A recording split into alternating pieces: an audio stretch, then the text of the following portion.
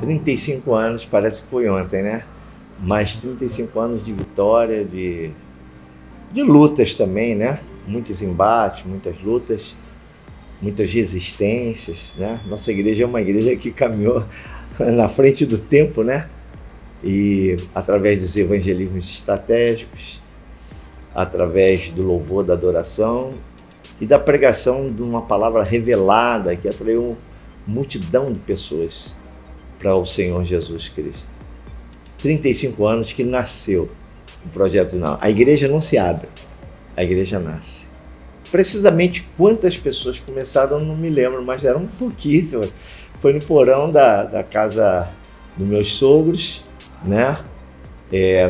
Na rua aqui em Irajá, no bairro de Irajá, e começamos a fazer reuniões assim, de oração, reuniões de ministração da palavra, e foi crescendo, depois aumentamos com louvor e foi tomando corpo, e, enfim, já o porão lá já não dava mais de tantas pessoas na casa, quando foi a pastora Márcia reuniu com as irmãs e começaram a orar pedindo a Deus que nos abrisse uma porta em Irajá ali, para a gente poder ter um lugar para reunir, um lugar maior e um lugar próprio, né, que saísse ali da casa dos meus sogros para um templo, para adorarmos ao Senhor. A gente tinha, interessante, reuniões evangelísticas no auditório da ABI, todas as terças-feiras, depois ampliamos para terças e domingos, e aqui também, em Irajá, na rua Alicínio Barcelos. Nós tínhamos ali as reuniões também, às quartas-feiras, né, onde era, como falei, o porão da casa dos meus sogros. Enfim, a igreja foi tomando uma dimensão muito grande, foi crescendo. A minha esposa, a pastora Márcia, ela juntou algumas irmãs e começaram a orar para Deus abrir uma porta. E veio o 602, que era um pagodão, né, que estava se fechando, e eu fui lá ver. Interessante isso, eu fui lá ver, e era um lugar assim bem rústico, né, todo pintado de preto e branco, um negócio assim, só um lugar de pagode mesmo. Tá, um monte de artistas de pagodeiros, né? Anunciando um monte de pagodeiros ali, interessante isso. Mas quando eu saí daquele lugar, eu tive algo espiritual, um insight espiritual, algo assim de Deus. Eu escutei com os ouvidos espirituais a igreja cantando, assim como a igreja aquele lugar já estivesse repleto cantando. Caiam por terra agora os inimigos de Deus e seja estabelecida a casa do Senhor. A gente tem esse negócio do tá todo de cabeça para baixo e tal, esse menino botou isso tudo de cabeça para baixo, fulano botou. Então nós resolvemos fazer o seguinte: olha, nós precisamos colocar a nação de cabeça para cima. E no sentido de olhar para o Senhor, como diz o Salmo, né? Elevo meus olhos para os montes, de onde me virá o socorro? Nosso socorro vem do Senhor, então vamos botar um povo olhando para Deus, olhando para o nosso socorro, para o nosso escape. O Projeto Vida Nova é uma planta plantada pelo Senhor. E nasceu assim de trabalho, não foi de divisão, de rebelião, não foi de competição, não. Trabalhando, evangelizando, nos presídios, hospitais, evangelizando comunidades, enfim, Deus nos abençoou, o nosso trabalho foi prosperando muitíssimo nisso e ganhando muitas vidas para Jesus e encaminhando para a igreja, né? Mas foi se aglomerando muitas pessoas, a gente mandava as pessoas buscar a igreja mais próxima da casa delas, né? E um dia o Espírito Santo falou comigo assim: poxa, vocês geram os filhos, né? E mandam os filhos e não criam os filhos, mandam para outras igrejas. E por que não ter e formar fazer discípulos dessas pessoas, né? E nós entendemos que era hora de ser iniciado um novo tempo no Projeto Vida Nova, agora como igreja, em 5 de março de 1989. Então foi iniciado o ciclo do Projeto Vida Nova como uma igreja muito linda, isso, que sempre cresceu, sempre desafiada, mas sempre vitoriosa. No início do meu ministério, eu fui missionário na Argentina, em Buenos Aires, com a Márcia. Não tinha nem a Tati ainda, a Tati não era nascida. E logo que eu regressei, havia um programa, havia um evento global de evangelização em Amsterdã. Né? E na realidade eu pude me inscrever nesse evento, e depois de milhares de pastores que se inscreveram, eu recebi uma carta, convite do Dr. Billy Graham, né? Falando: Ezequiel, você foi escolhido por Deus, apontado por Deus para estar comigo aqui em Amsterdã.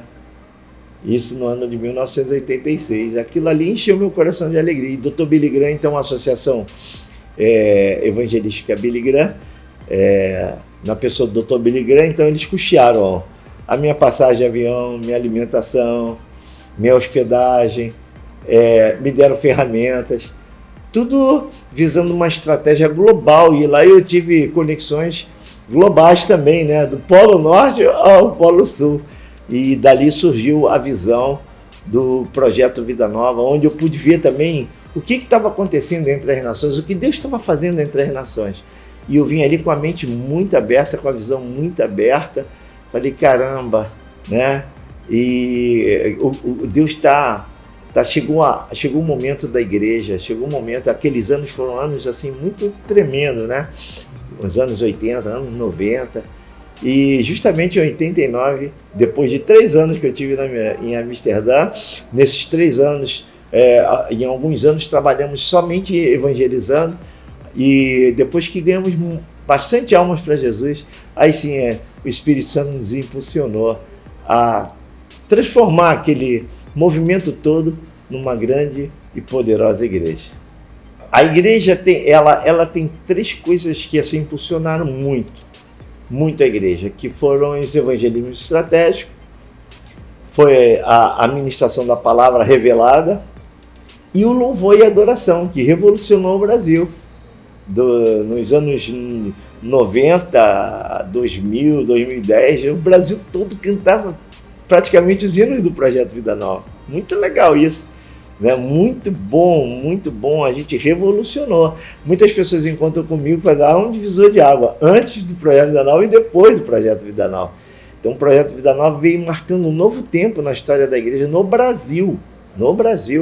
Olha, a ponto de eu receber repórteres de Washington Post vieram me entrevistar, o bureau-chefe de New York Times veio me entrevistar, né?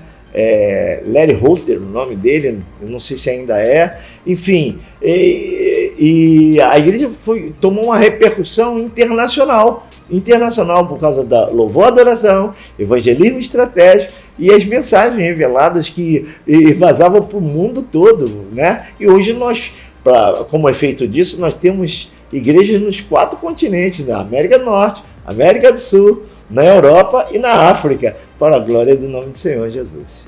A realidade era alcançar o maior número de pessoas possíveis. No início nós começamos muito timidamente com cerca de 250 pessoas. Depois o bloco cresceu tanto que nós chegávamos a reunir entre blocos e pessoas apoiando, pessoas ajudando, mais de 10 mil pessoas na Avenida Rio Branco. Era uma loucura, né? De tanta gente para ver o bloco da igreja, o bloco Cara de Leão, que na realidade não era simplesmente um trio elétrico da gente tocando, não, era mesmo com alas, com tudo, com crianças, com adolescentes, com jovens, enfim, com a parte teatral, e as pessoas paravam, aceitavam Jesus, eram centenas e centenas de pessoas aceitando Jesus, arrancando as fantasias. Teve um ano lá que nós estávamos ministrando em cima do carro de som, de repente começamos a ver uma cadeira de roda andar, assim, o pessoal suspendendo a cadeira de roda e um rapazinho pulando lá que tinha saltado da cadeira de rodas. Enfim, foi marcado com sinais, foi marcado principalmente com transformação de vida. E uma coisa interessante, como encontramos desviados nas ruas nos dias de carnaval. Como encontramos um monte de gente com nome bíblico e a gente falava, mas você é crente? Não, meus pais são, eu já fui e tal, tô desviado. E até ali nos dias de carnaval, eles tinham a oportunidade de escutar da igreja assim, ó, Jesus te ama, Jesus te quer, Jesus te perdoa. Os evangelismos estratégicos, nós chegamos a disputar o campeonato carioca da segunda divisão, campeonato de futebol da segunda divisão do Campeonato Carioca. Chegamos a disputar estrategicamente. Os jogadores entravam com a Bíblia na mão no campo, e quando o time adversário entrava, a gente dava uma Bíblia para cada jogador e para o juiz também. Interessante, né? E uma forma de evangelizar, foi tremendo aquele tempo, foi um tempo tremendo. De todas as maneiras, a gente inseria o evangelismo. A igreja nasceu para isso, para evangelizar, para multiplicar, né? Nós evangelizamos nessa área, evangelizamos também nos cemitérios, né? Nós começamos a levar uma palavra de vida, aquelas pessoas que estavam buscando os mortos no Dia dos Mortos. Então começamos o evangelismo nas madrugadas, orando ali, clamando a Deus, buscando a Deus e falando de Jesus, que é a nossa esperança viva, né? Jesus morreu para que a gente tivesse vida e vida em abundância, e tivéssemos esperança. E então isso deu muito resultado. Vários evangelismos, o mais doce que o mel, né? No dia de Cosme e Damião, a gente tirar uma multidão de crianças da rua e dar um brinquedo para as crianças, dar um doce para as crianças, um doce que antes a gente vinha, orava, ministrava sobre aqueles doces, porque a criança queria o doce. Então elas vinham e ouviam falar que o único protetor das crianças não se chama Cosme e Damião, chama-se Jesus. Ele é o único protetor das crianças. Ele disse, vinde a mim, as criancinhas, porque elas são o reino dos céus. Que coisa linda, né? Então, esses evangelismos foi mexendo muito com a igreja, foi desafiando outras igrejas também, que hoje fazem, né? E a gente veio com um slogan muito forte, a igreja que tem cara de leão. As pessoas ficavam assim, que negócio é esse cara de leão? Hoje todo mundo tem cara de leão, né? Hoje todo mundo estampa o leão, hoje todo mundo divulga o leão, hoje as pessoas entenderam que leão aponta para reinado, leão aponta para coragem, intrepidez, força, ousadia, né? E Jesus é o leão da tribo de Judá, e a igreja tem que ter a cara de Jesus, né? O projeto Vida Nova é fruto de uma revelação de Deus. E quem tem uma revelação de Deus, ele vê o que ninguém consegue ver, ouve o que ninguém consegue ouvir, fala o que ninguém consegue falar, faz o que ninguém consegue fazer. Interessante, né? Então, a gente tinha uma revelação. Não importava, nunca importou a opinião das pessoas. A gente não estava muito preocupado com reputação. Reputação é aquilo que as pessoas pensam da gente. A gente estava preocupado com caráter. Caráter é aquilo que verdadeiramente nós somos. Então nós tínhamos uma palavra, nós tínhamos uma revelação de Deus, nós tínhamos algo de Deus no nosso coração. E o que as pessoas pensavam não interessava muito para nós. Interessava, sim, fazer aquilo que Deus estava mandando a gente fazer. E por isso o Projeto Vida Nova assim, recebeu esse slogan tão lindo, né? A igreja que tem cara de leão. A gente entendeu que nós fomos plantados para reinar em vida, independente do que as pessoas pensam ou não da gente. Importa o que Deus sabe que nós somos. Então vamos recapitular um pouquinho. Estávamos no porão da casa dos meus sogros, já não dava mais lá, então as mulheres começaram a orar, Deus abriu a porta dos 602, que era um pagodão, virou uma igreja. As pessoas olhavam quando eu estava fazendo aquele trabalho de revitalização e transformação. Daí as pessoas entravam, perguntavam para mim, o que vai ser aqui? Eu falava, vai ser uma igreja. Eu falava, meu Deus, as pessoas entravam vivas aqui, saíam mortas. Falei, agora eu vou entrar mortas e saírem vivas, para a glória do nome do Senhor. O que era inferno virou céu. Então vamos lá, nós viemos aqui para transformar, nós fomos plantados para transformar. Inclusive eu tenho falado isso, o Irajá era conhecido pelo cemitério, poxa. Irajá era conhecido por um lugar de morte, agora Irajá é conhecido por causa do projeto Vida Nova de Irajá, um projeto de vida e não de morte. Nós mudamos a história desse bairro para a glória do nome do Senhor. Então fomos do porão para Monsenhor Félix 602, depois para Padre Rosé 224 e agora esse praticamente esse quarteirão todo aqui, ocupando a cidade do Leão. É um complexo de aproximadamente 7.000 metros quadrados, onde nós ocupamos com arena poliesportiva, templo, parte infantil, Lions Kids, adolescentes, jovens, pré-adolescentes, área administrativas, os gabinetes, enfim, área de convivência com os nossos quiosques, né? Food trucks que a gente chama, né? Que a gente chama, muito lindo, inovando, tirando aquele negócio de cantina, né? E agora algo assim super moderno, muito bacana, onde os irmãos têm convivência, lancham juntos. Inclusive, quando termina o culto, a igreja não sai pela porta da frente da igreja, sai pela porta do lado, porque do lado fica a área de convivência, todos ali, uns sentados, outros em pé fazendo seu lanche, enfim, conversando, se conectando, fazendo novos amigos, novas amizades. Nós temos uma área infantil completa, né? Com um brinquedão onde é pago, de qualquer shopping vai lá, tem que pagar, a criança tem que pagar para brincar no brinquedão, e aqui não, é de graça. Os pais trazem os filhos, enquanto eles estão nos cultos, as crianças estão nas salinhas aprendendo, tem um momento do recreio que elas vão para o brinquedão, então elas têm ali tudo no brinquedão, pula-pula, piscina de bola, túnel, e enfim, um montão de divertimento que verdadeiramente atrai não só as crianças, mas as famílias também. Logicamente, a gente vê um bombardeio, né, contra as nossas crianças. Esses desenhozinhos têm mensagens subliminares, tem uns que falam em demônios, claramente, monstros, tudo assim, coisas muito malignas, né? Ideologia de gênero, assim, querendo dominar as famílias. E nós preservamos a família nuclear, preservamos a família instituída por Deus, e vamos preservar. A igreja nasceu para isso, porque a gente entende que a igreja começa dentro da nossa casa. A família é a célula máter da sociedade. Se a gente tiver famílias fortes, vamos ter uma nação forte. Se tiver famílias fracas, vamos ter uma nação fraca. Se tivermos famílias fortes, vamos ter uma igreja muito forte. Então nós preservamos, e não só dar atenção às crianças e produzir algo que atrai as crianças, que ensine as crianças, que instrua as crianças, como diz a Bíblia, instrui a criança no caminho que ela deve andar, não é isso?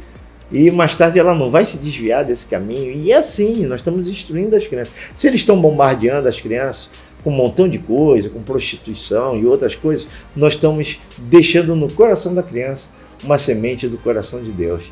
E vai germinar, vai dar muito fruto para a glória do nome do Senhor Jesus. Mas trabalhamos com as crianças, com pré-adolescentes, com adolescentes, com jovens, né?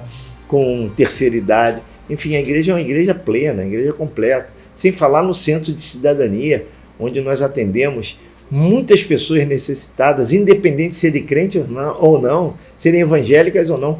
Todas são atendidas para a glória do nome do Senhor. São centenas de pessoas atendidas por mês através do nosso centro de cidadania. Um prédio de 3 andares comprado só para fazer assistência social. Eu queria falar um pouco da cidade do Leão para vocês, que é um sonho que Deus colocou no nosso coração. Na realidade, nós aprendemos a sonhar os sonhos de Deus, né? Entendemos assim, quando eu sonho o meu sonho em particular é uma coisa, mas a gente aprendeu a sonhar os sonhos de Deus. Quando você sonha os sonhos de Deus, o próprio Deus coloca no seu coração, as coisas caminham e vão bem, né? E a cidade do Leão é um sonho que Deus colocou no nosso coração para atender assim milhares e milhares de pessoas. Nós vimos aí as nossas conferências ficam super lotadas, né? Na realidade são eventos assim que abalam uma cidade, né? Tanta gente que vem, tanto evento de mulheres, de jovens, enfim, de tantas outras faixas etárias quando nos reunimos. Hoje nós somos cerca de 80 igrejas aproximadamente, em 4 continentes, né? Na América do Sul, América do Norte, Europa e África. Somos mais ou menos entre 230 a 250 pastores aproximadamente, né? Contando pastores e pastoras, né? Nossos evangelistas, missionários, enfim. E uma igreja muito sólida, contextualizada e que não perdeu a essência. Não se prostituiu, para a glória do nome do Senhor. Olha, ninguém faz nada sozinho. Não adianta querer atribuir o sucesso do Projeto Vida Nova ao apóstolo Ezequiel Teixeira. O apóstolo Ezequiel Teixeira foi um instrumento que Deus usou pela misericórdia dele, porque havia milhões de pessoas que Deus poderia usar. Usou a mim, usou a Márcia, né? Agora estão pastor Diego, pastora Tati e os demais pastores, né? Eu falei aí, mais de 200 pastores, né? Que estão aí conosco, nos ajudando e divulgando a palavra de Deus. Homens honrados, homens íntegros, homens fiéis, leais, né? Porque, na realidade, eu comecei falando, olha, ninguém faz nada sozinho, não faz. Todo homem tem 180 graus de visão e 180 graus de cegueira. Você sabia disso? Você tem 180 graus de visão, mas tem 180 graus de cegueira. Isso foi uma estratégia de Deus. Por quê?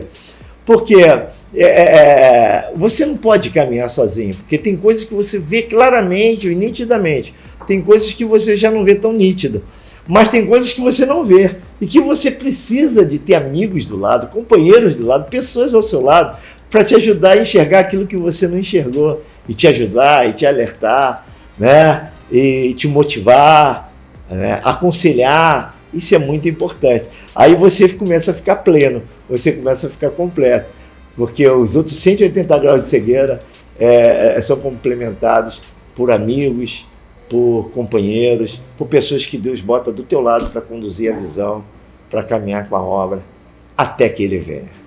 Mas eu não podia encerrar isso sem falar na minha família, né? Porque, na realidade, esse sucesso todo que nós tivemos, pode ter certeza, o percentual maior está na família, na base, momento de dificuldade, momento que a gente chora, os familiares estão ali do teu lado, o momento que você é caluniado, vituperado, rejeitado, limado, pisado, no momento que você está no processo, porque o processo é doloroso, mas o processo não destrói a gente, o processo nos melhora, o processo nos transforma, não é verdade?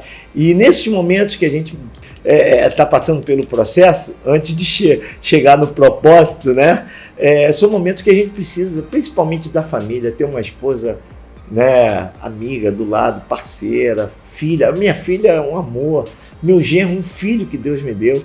O meu netinho já ora por mim, já me abençoa, já põe a mão, viu? Outro dia eu coloquei uma foto dele orando por mim, botando o rostinho dele perto do meu, botando a mãozinha dele na minha cabeça, rogando a Deus pelo vovô. Olha que coisa linda. Então, a família é algo fundamental. A nossa igreja começa dentro da nossa casa. Essa é a verdade. Então, eu quero fazer uma homenagem à minha família, né? Que tem nos dado todo o apoio, respaldo para esses 35 anos de vitórias, né? Apesar de muito choro, muita lágrima, né? Perdas e tantas coisas, mas eu poderia falar em tantas coisas. Nós já fomos metralhados mesmo, blá, blá, blá. Já jogaram 2 bombas dentro da nossa igreja, já tentaram botar fogo na nossa igreja, já caluniaram tanto a nossa igreja com reportagem dizendo que nós estávamos jogando o dinheiro dos irmãos no lixo. Não sei se vocês lembram disso. É impressionante, virou até uma novela. Isso. Misericórdia. Nós já fomos bombardeados demais, né? Por causa dos evangelismos estratégicos, por causa da característica da nossa igreja, a igreja cara de leão. Por que leão? Por que leão? E aí, quando você começa a ler mais a Bíblia, você vai entender por que leão, né? Por que leão? E estamos entendendo que Deus vai nos usar para protagonizar um grande avivamento na nossa nação. Deus abençoe a todos vocês. Meu muito obrigado à minha família e muito obrigado também à minha família espiritual, os projetistas, a Igreja Cara de Leão. Misericórdia, não sei viver sem vocês. E a minha grande esperança e consolo é que um dia, nunca mais, vamos nos separar. Se você não tem um lar espiritual, faça então das nossas igrejas seu lar espiritual.